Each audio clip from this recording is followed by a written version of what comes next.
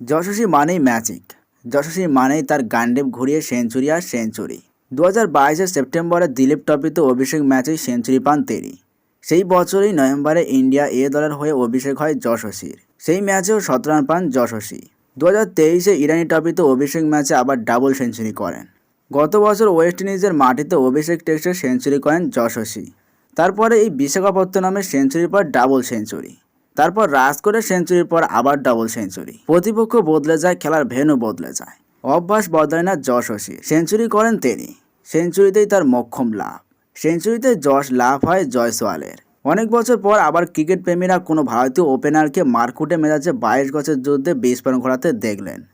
ঠিক এভাবেই তো একটা সময় বোলারদের ধ্বংস করতেন বীরেন্দ্র সেহওয়াগ।